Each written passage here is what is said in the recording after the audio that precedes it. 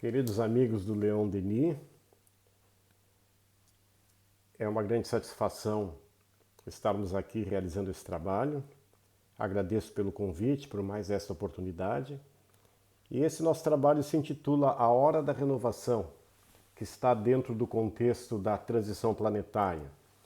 E está embasado no Antigo Testamento, em Mateus capítulo 13, versículos de 24 a 30, a parábola do trigo e do joio, e no Evangelho segundo o Espiritismo, capítulo 9, bem-aventurados aqueles que são brandos e pacíficos, bem-aventurados aqueles que são brandos, porque eles possuirão a terra.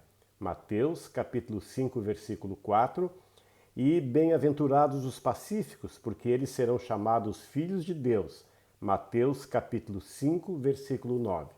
Utilizamos neste trabalho o Evangelho segundo o Espiritismo. Aí aparece invertido para vocês verem, né? Mas aqui está a obra, o Evangelho segundo o Espiritismo. Utilizamos o livro dos Espíritos, né? O livro dos Espíritos faz parte desse trabalho. A Caminho da Luz de Emmanuel, né? Do nosso querido Francisco Cândido Xavier. Os Exilados da Capela, de Edgar Armond, As Leis de Deus, Eternas e Imutáveis, de José Lázaro Boberg, e ainda Transição Planetária, do Manuel Filomeno de Miranda, que foi transmitido ao nosso querido Divaldo, e ainda o Céu e o Inferno, de Kardec. Mas iniciando essa nossa contextualização da temática à luz da doutrina espírita, do Evangelho de Cristo à luz da doutrina espírita, precisamos compreender primeiro que a doutrina espírita está embasado em 5 pilares. O primeiro, a existência de Deus, pilar este no qual todas as religiões se embasam, né? Segundo, na imortalidade da alma. Terceiro, na pluralidade das existências. Quarto, na pluralidade dos mundos habitados. E quinto, na comunicabilidade dos espíritos. Além disso, precisamos compreender também que no contexto da doutrina espírita, a progressão equivale à evolução. Então, a evolução do espírito, através do somatório, dos acréscimos de qualidades morais e intelectuais que ele obtém por ocasião das suas encarnações, também é algo primordial dentro dos nossos estudos, que nós estamos constantemente progredindo. Na questão 44 do Livro dos Espíritos, Kardec pergunta aos espíritos de onde que vieram os seres que vivem sobre a Terra. E os espíritos respondem que inicialmente a Terra continha os germes que aguardavam um momento favorável para se desenvolverem. Esses princípios orgânicos se congregaram desde que cessou a força que os mantinham afastados. E eles formaram os germes de todos os seres. Os germes estiveram em estado latente e inerte, como as sementes das plantas, até o momento propício para a eclosão de cada espécie. Então, quando o protoplasma sobre a Terra estava formado, esses seres de cada espécie se reuniram, como nós temos as nossas sementeiras nos nossos jardins, nas nossas hortas, não é? Eles se reuniram e se multiplicaram. Na grande maioria de nós, então, somos seres que nos desenvolvemos, crescemos, nos aprimoramos no planeta Terra. Constam para os cientistas e também das informações dos espíritos que a Terra formou-se da condensação da matéria disseminada no espaço, do fluido cósmico universal, o hálito divino, o plasma divino, e que o planeta Terra começou a formar-se há 4 bilhões de anos. E há 2 bilhões de anos, esses primeiros germes, então, foram semeados, os primeiros germes, os primeiros vírus começaram a se multiplicar sobre o planeta. Os princípios vitais, nesse sistema de progresso, passaram pelo reino mineral, pelo reino vegetal, pelo reino animal, até chegar ao reino hominal em que nos encontramos hoje. É bom observar que neste reino animal nós adquirimos consciência, passamos a raciocinar e a tomar as nossas decisões através do livre-arbítrio proporcional ao nosso progresso moral e intelectual que temos, e assim podemos tomar as nossas decisões com liberdade e escolher os nossos caminhos.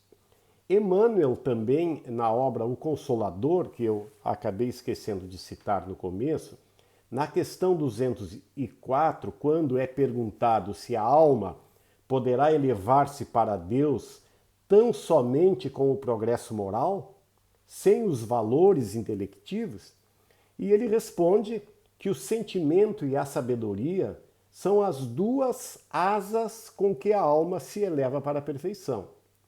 No círculo acanhado do orbe terrestre, ambos são classificados como adiantamento moral e adiantamento intelectual.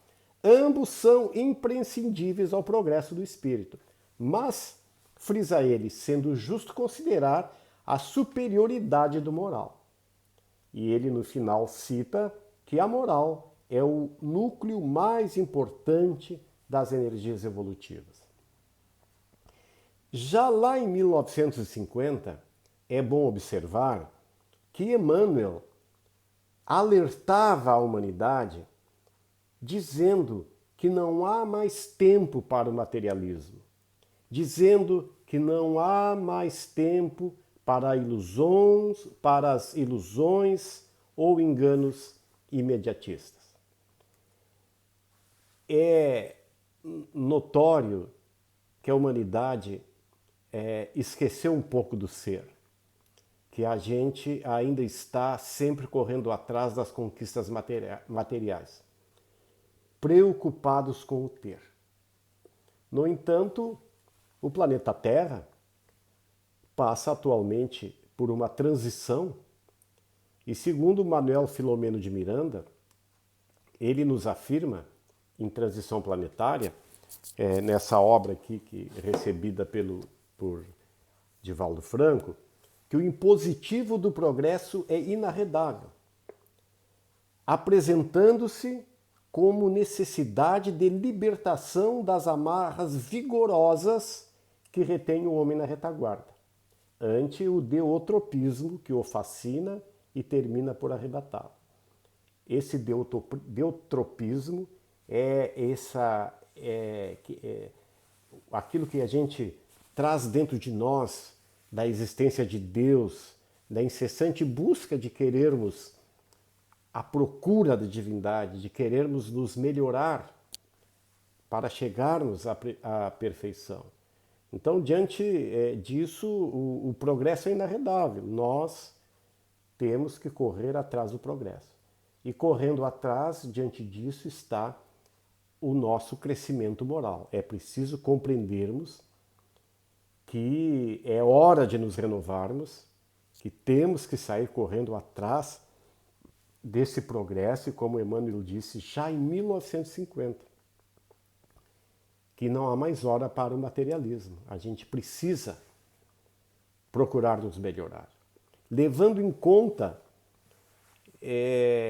que Deus está conosco, jamais nos deixa só, e que nos oferece oportunidades. Se erramos agora, Ele nos oferece oportunidades com todas essas ferramentas que Ele nos coloca à disposição no planeta Terra, na presente encarnação, para crescermos, sem nos preocuparmos de errar ou acertar. Nós podemos, com as nossas escolhas, errar ou acertar, sem que sejamos castigados pela divindade. Porque a justiça divina, conforme diz José Lázaro Bomberg nas Leis de Deus, eternas e imutáveis, ela é restitutiva. Deus expressa a sua inteligência através de leis eternas, perfeitas e imutáveis, e que estão, conforme o Livro dos Espíritos, na questão 621, escrita lá na nossa consciência. Nós nos preocupamos muito com os nossos erros e com o julgamento final, naquela ideia que quando desencarnarmos estaremos lá, no outro lado da vida, sendo recebido por alguém, por o nosso guia espiritual.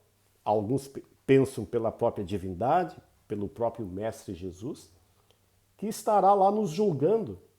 Olha, Luiz, se você errou, você vai para o inferno, ou para o purgatório, nós os espíritas, o umbral. Se acertou, vai para o céu, ou vai ter uma reencarnação mais profícua, vai ficar aqui num paraíso. Na realidade, quando nós partirmos para o outro lado da vida, chegaremos lá sendo julgados pela nossa própria consciência. Todo julgamento é feito pelo próprio ser mediante o despertar da nossa consciência. E esse despertar da consciência, porque a consciência em cada um de nós é diferente, em alguns mais despertos, em outros menos, e ela vai crescer à medida que nos culturalizarmos, através do estudo, da busca da cultura incessante, da melhoria das nossas ações, da nossa reforma, porque é preciso que a gente se reforme. Chegou a hora da reforma, da renovação, né? Então, à medida que nos reformarmos, estaremos analisando o nosso estado de consciência e lá que nos colocaremos à medida que entendermos o nosso processo evolutivo.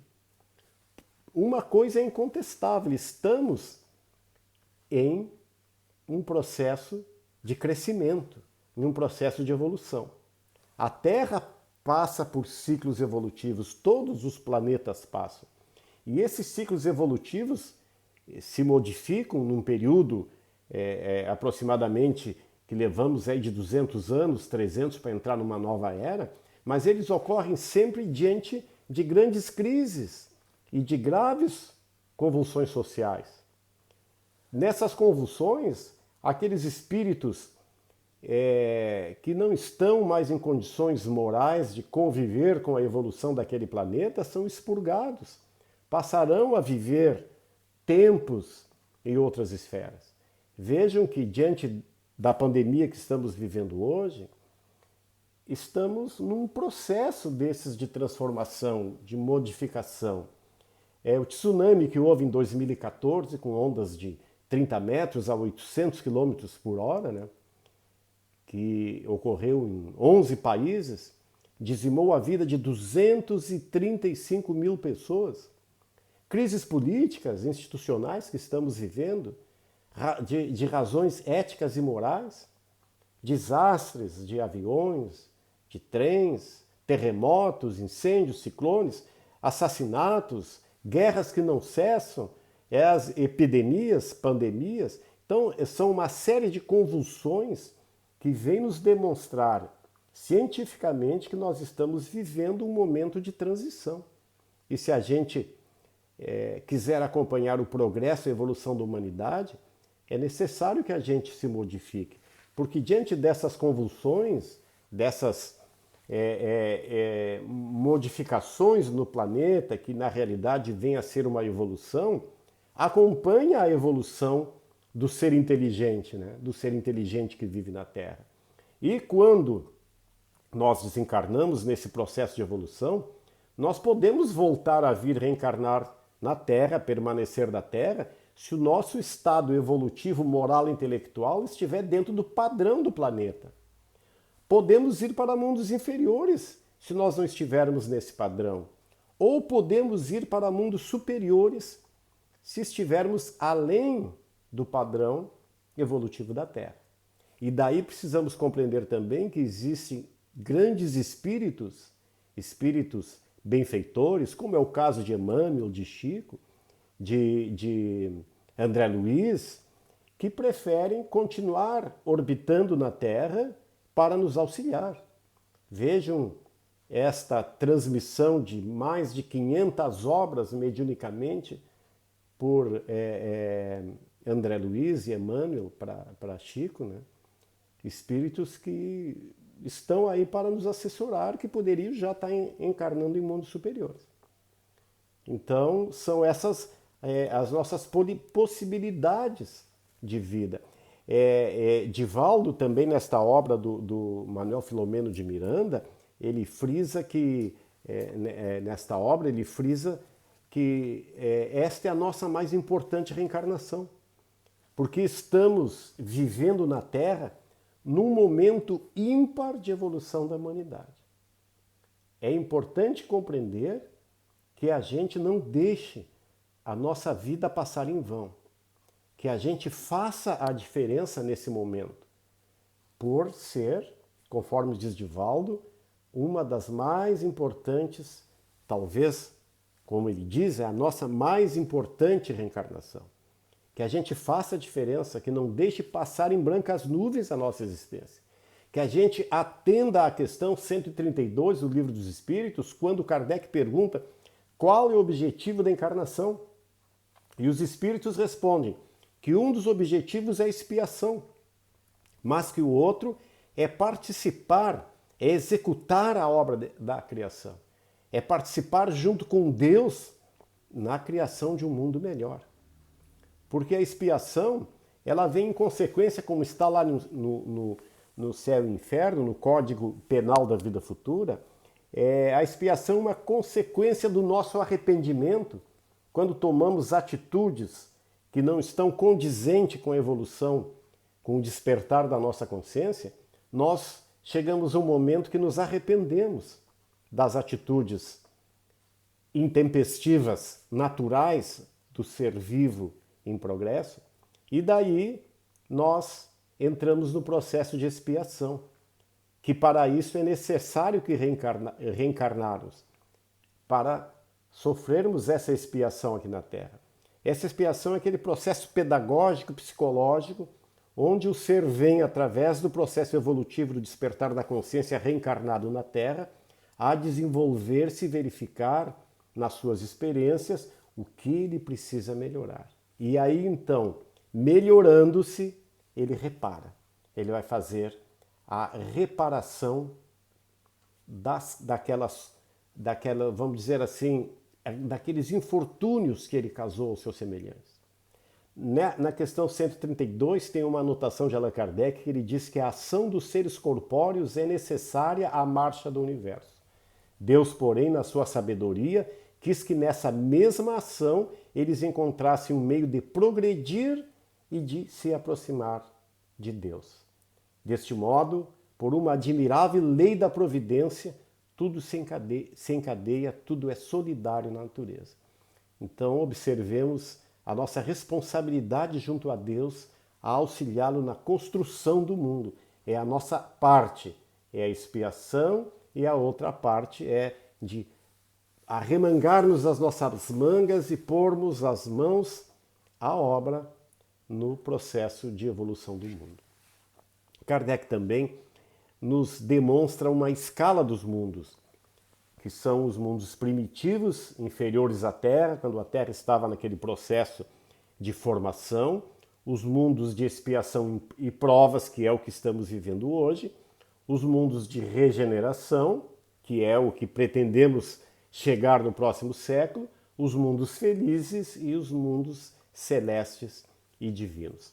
Mas na construção do nosso planeta, é natural que a gente tenha recebido na mão divina o auxílio de outros orbes terrestres.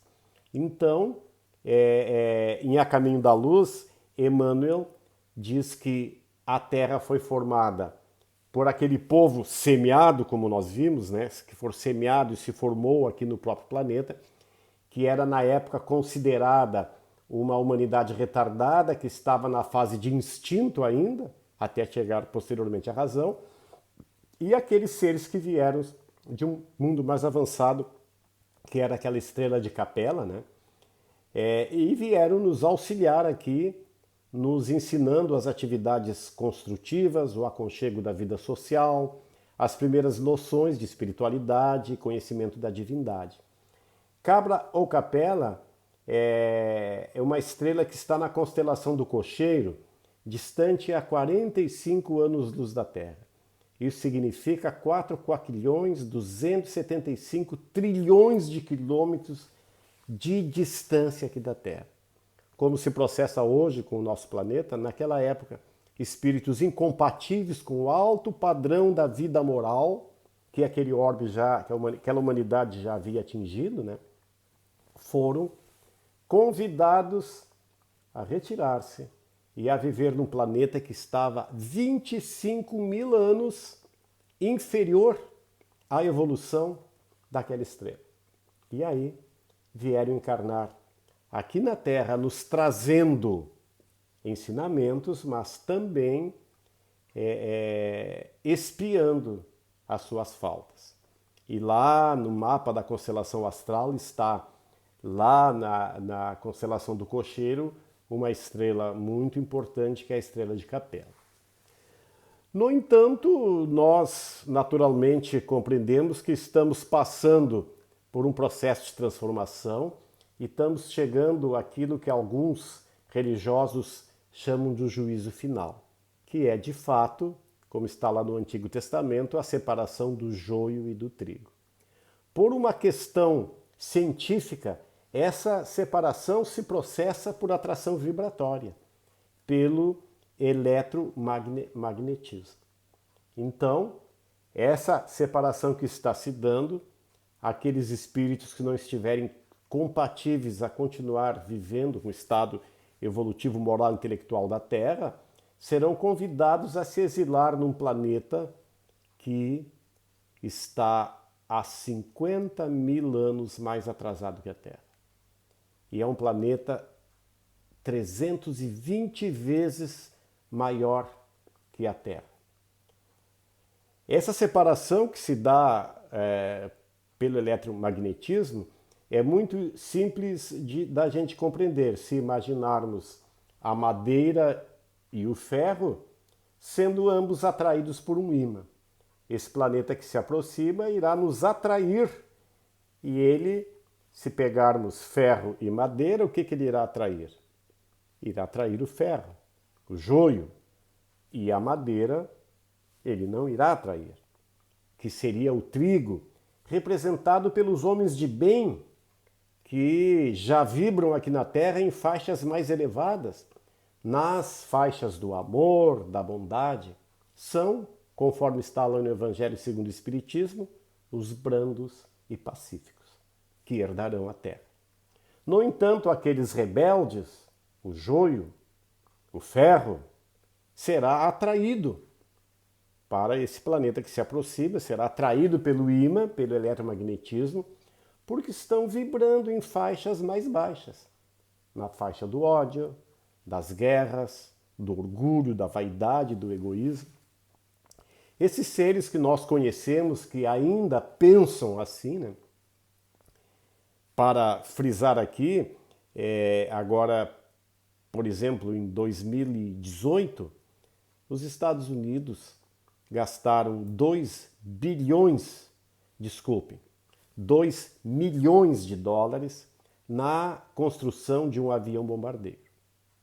Pasme, né? 2 milhões de dólares. Certamente dinheiro que deve estar faltando agora no trato das doenças que a humanidade tem recebido através desse coronavírus, né?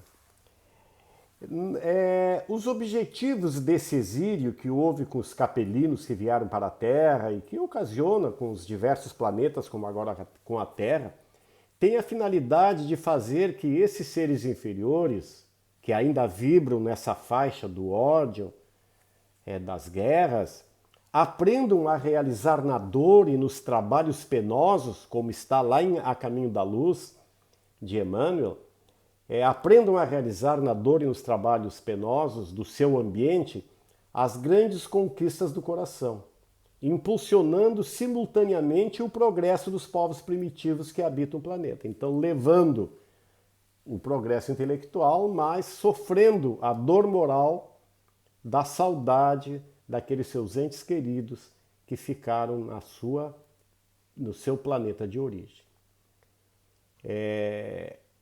Observemos que essa dor faz parte desse processo de expiação. Vamos impulsionar o progresso através da tecnologia, mas expiar as nossas mazelas através da dor, né?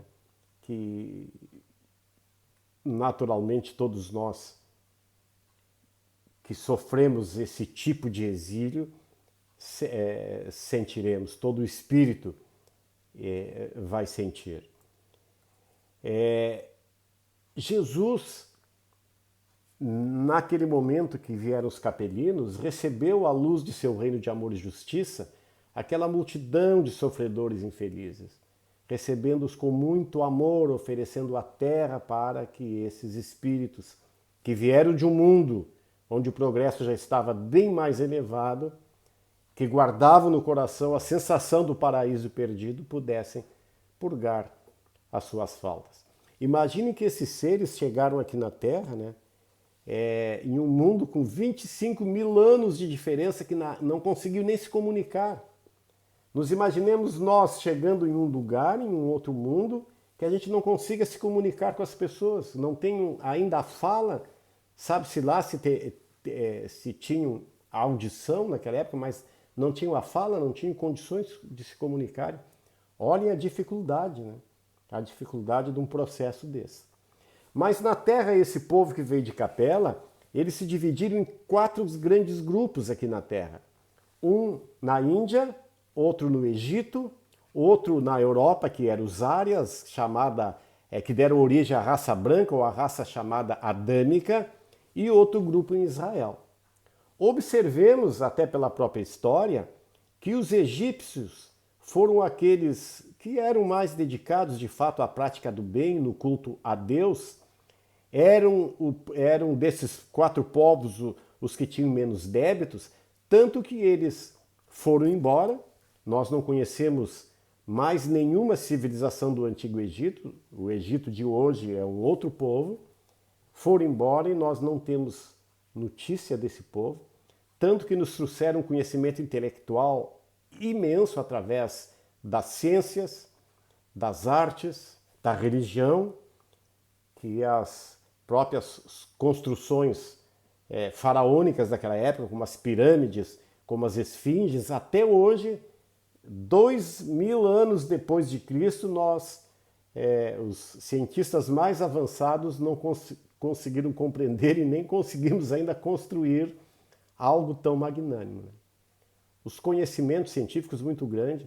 Aqui nas Américas também tivemos os astecas, os incas no México, que também um povo que de repente sumiu, não temos mais notícia. Mas, no entanto, lá no Golfo Pérsico ainda continua esse povo arredio, esse povo sofrível, que estão ainda se matando e provavelmente possam ser convidados a habitar um mundo mais inferior ainda. Continuam lá se matando, não foram embora até agora, é um povo de Capela que ainda está aí. Então os capelinos vivenciaram uma saudade torturante do seu mundo, distante, desse mundo bastante distante, onde deixaram seus mais caros afetos, sofrendo, purgando todas as suas atitudes, as suas mazelas, seus atos imperfeitos, feitos outrora. Conforme Manuel Filomeno de Miranda, em Transição Planetária, ele nos explica o que é essa transição, dizendo que, sendo o ser humano um espírito em processo de crescimento intelecto e moral, ele atravessa diferentes níveis nos quais estagia, a fim de desenvolver o instinto, logo depois a inteligência, a consciência rumando para a intuição, que será alcançada mediante a superação das experiências primitivas. Então vejam, nas nossas experiências primitivas, nós adquirimos o instinto e logo depois a inteligência. Nos últimos séculos, nós estamos adquirindo a consciência e que ainda não está bem desenvolvida. Dependerá ainda de anos para nós termos a consciência plenamente desenvolvida, rumando o que será essa geração do novo mundo para a intuição. Então, onde teremos, através dos nossos processos intuitivos, dos nossos processos inspirativos, as informações e os contatos mais acentuados com a espiritualidade, com o mundo mais elevado, que nos estará assessorando constantemente. São as comunicações com mundos mais elevados, mais avançadas. Estaremos experienciando isso neste novo mundo, nesse processo de regeneração que a Terra passa. Segundo Emmanuel, o impositivo do progresso é inarredável. Não temos como fugir disso aí, desse processo de evolução. A Terra está saindo do mundo de expiação e entrando em um mundo de regeneração. E o que acontecerá aí?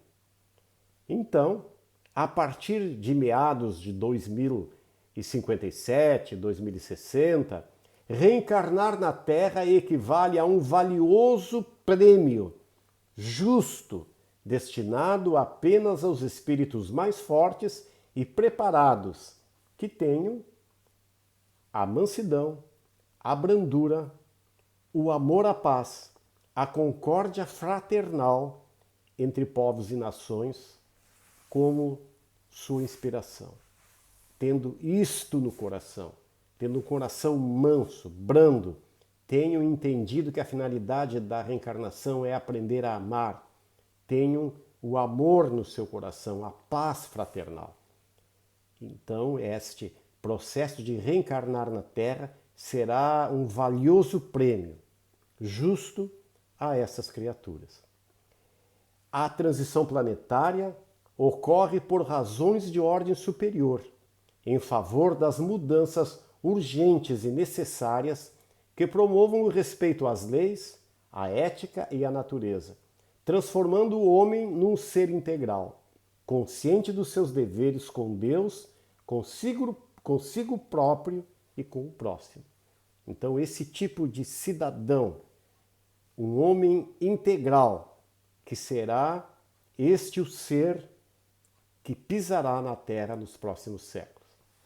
Teremos nesse novo mundo uma consciência desperta, a percepção intuitiva, como a gente já falou, bastante avançada, a transformação no homem num ser integral, teremos uma vida moral mais perfeita no planeta Terra e, principalmente, a cristianização da humanidade.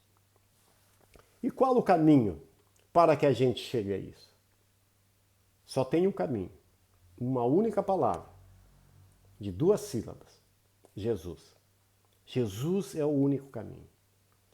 E esse caminho está lá, descrito por ele em Mateus capítulo 22, versículos de 37 a 40. Amar a Deus de toda a tua alma e a teu próximo como a ti mesmo. Toda a lei e os profetas se acham contidos nesses 2 mandamentos. E ele mesmo disse que este seria o maior mandamento. Amar a Deus sobre todas as coisas e o nosso próximo como a nós mesmos. E ele explica isso com clareza no próprio Evangelho, dizendo que amar o próximo como a si mesmo é fazer aos outros tudo aquilo que gostaríamos que fosse feito em relação a nós. Responde a todas as nossas dúvidas, a todas as nossas indagações, naqueles momentos em que nós temos a dificuldade de entender o que fazer, especialmente em relação aos outros. Acontece muito aqui, a gente que tem a caridade como abrigo do nosso coração, quando andamos na rua, por exemplo, quando chegamos em uma sinaleira de carro e temos aquela criatura nos pedindo uma esmola e a gente olha para cima da sinaleira aqui em Balneário Camboriú, tem uma placa na maioria das sinaleiras e diz assim: não deem esmolas, ligue para 156 que a prefeitura virá acolher, irá encaminhar o cidadão para treinamentos, para que ele... Mas a gente sempre fica aquela dúvida, devo dar ou não devo dar? E é nesse momento que eu devo fazer essa pergunta à minha consciência e me colocar no lugar do cidadão que está ali pedindo, e daí nós poderemos com segurança constatar e decidir se devo dar ou não com a consciência tranquila, embasado no ensinamento do Cristo, fazer aos outros tudo aquilo que gostaríamos que fosse feito a nós. É nos colocarmos no lugar do outro. E aí tomaremos a nossa decisão com consciência tranquila. Kardec disse que se o Espiritismo tivesse um slogan, seria que fora da caridade não há salvação. Tudo isso embasado na primeira carta de Paulo aos Coríntios, que dizia que ainda quando tivesse toda a fé possível, até o ponto de transportar montanhas, se não tiver caridade, nada sou. Capítulo 13, versículos de 1 e 13. Então a caridade é o nosso lema. E nós temos dificuldade, às vezes, de discernir se o que eu vou fazer, se o que eu devo fazer, se é caridade ou não. Então, nos coloquemos no lugar do outro.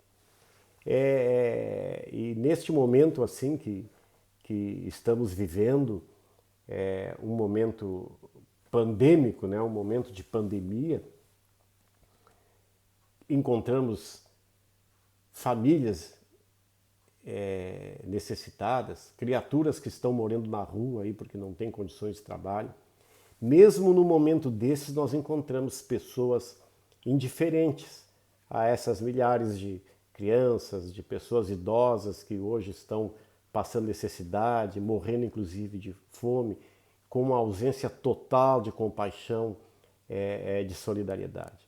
Precisamos compreender que essa é a hora de nos renovarmos interiormente, de compreendermos a finalidade da vida, de compreendermos para que a gente veio aqui, que nós temos a responsabilidade, não é aquela preocupação com Deus de errar ou acertar, é a preocupação com Deus de fazermos parte da obra da criação. O que Deus espera de nós é que a gente semeie de fato, que a gente plante, que a gente faça a diferença com a nossa vida aqui na Terra. Essas grandes calamidades, elas têm por fim convidar a criatura humana à reflexão, de entender que é um momento, que é a hora da renovação, mesmo se já não passou, né? É preciso que a gente se conscientize que precisamos nos modificar. É o momento, essas calamidades estão convidando a criatura humana a refletir em torno da transitoriedade da vida na Terra em relação à sua imortalidade. Nos conscientizamos que somos imortais, eternos e, portanto, devemos preparar o nosso futuro, e o nosso futuro bem preparado aqui na Terra só tem um caminho, que esse caminho é Jesus, através da nossa ação no bem. André Luiz, se eu não me engano, em Sinal Verde, ele diz assim, ó, se não desejas o mal, não significa que queres e praticas o bem. Às vezes nós pensamos, não, eu não faço mal, eu não prejudico ninguém. Mas será que eu faço o bem? Será que na balança do final da vida o lado do bem vai pesar mais, né? Porque se não fizemos o mal e não fizemos o bem, a balança da vida vai ficar parada e é preciso que a gente faça alguma coisa. E o amor é o mais nobre, como indispensável conquista que pode aspirar o ser humano.